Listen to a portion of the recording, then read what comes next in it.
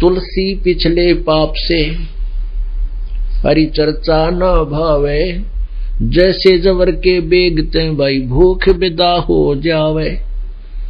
जैसे किसी को बुखार हो, मलेरिया हो गया हो, उसको भोजन अच्छा नहीं लगता, न तो रोटी अच्छी लगती है, काजू किशमिश मनुखा दाग को भी कहता मुझे अच्छी नहीं लगती, कड़वी लगती है। सेब संतरे भी वो नहीं खा पाता क्योंकि उसको वो कड़वी लगती है। प्रतिदिन आहार करने वाला भोजन रोटियां भी कड़वी लगती हैं। तो पुण्यात्माओं, ना रोटी कड़वी, ना मनुखा दाग कड़वी, ना सेब और संतरे कड़वे।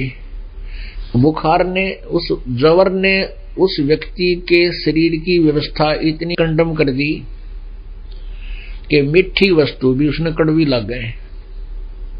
इसी प्रकार पाप कर्मों के बुख जवर के कारण, पिछले जन्म जन्मांतर के पापों के दबाव से उस प्राणी को, जिसको परमात्मा की भक्ति और ज्ञान रूपी सत्संग रूपी मनुखा दाख कड़वी लगती है, तो उसके पाप कर्मों ने उसके अंतःकरण को इतना खराब कर दिया, वो मीठी वस्तु भी, मीठा पदार्थ भी कड़वा लग रहा है। अब उसका ट्रीटमेंट क्या है, उपचार क्या है कि जैसे मलेरिया हो जाता है, मलेरिया रोग को नाश करने के लिए कड़वी कुनीन खानी पड़ती है, ना रुचि हो तो भी खानी पड़ेंगी। उनके खाने से ही वो मलेरिया जवर समाप्त होगा और फिर पुनः उसको भूख लगेगी, स्वस्थ होगा। पुण्यात्माओं, यही तरीका है। तो प्रारंभ में परमात्मा की चर्चा पिछले संस्कारियों को तो अच्छी लगती है, लेकिन जिनके संस्कार अच्छे नहीं होते और पीछे अच्छे भी संस्कार हैं लेकिन पाप कर्म ज्यादा है, उनको भी डिफिकल्टी आ जाती है। तो उनके लिए तरीका बताया है कि परमात्मा की वाणी अच्छी ना लगे तो भी सुनता रहे, क्योंकि ये कानों के माध्यम से अंदर जाती है, अंदर जाकर कुनीन की तरह अपना कार्य करती है, अंदर के पापों को धो देती है।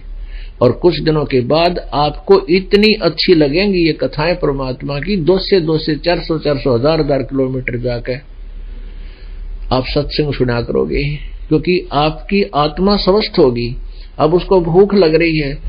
जब अस्वस्थ व्यक्ति स्वस्थ हो जाता है, जवर से वो जबर खत्म हो जाता है, फिर उसको ऐसी भूख लगती है नो डट कर रोटी खाता है, सब्जी भी ना मिले सूखी रोटियां भी खा जाता है, क्योंकि वो स्वस्थ हो गया। तो पुण्यात्माओं, परमात्मा की कथा,